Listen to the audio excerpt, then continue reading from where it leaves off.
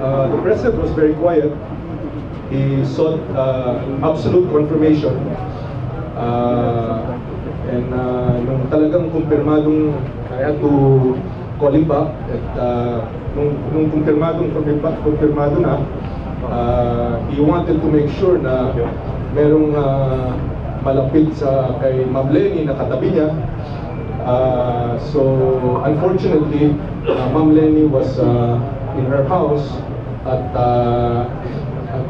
malayo pa yung mga kilala namin mga malapit sa kanya.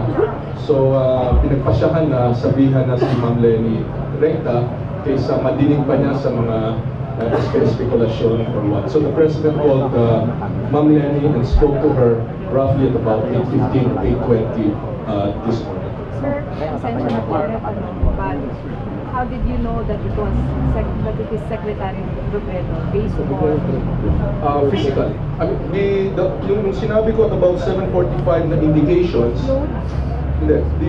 yung sinabing indications was the identification of the diver.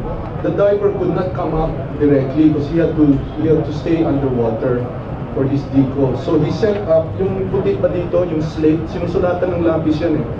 So he sent up his slate with the information, fuselage found about 58 meters. I have the details na, but he wrote it there.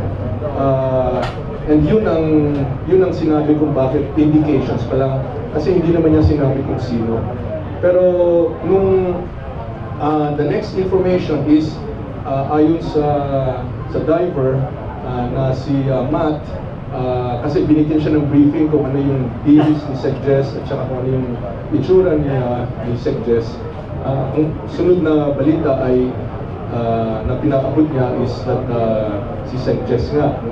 Pero talagang inantay natin na maka-surface some other people. Yung batang Pilipina na nandito nag-coordinate ng mga civilians, si Eli Antonino, physical kilala niya si Sec Jess at siya mismo ang pinareport natin kay Pangulo na siya mismo nakakita with her own eyes nung malapit na isakay sa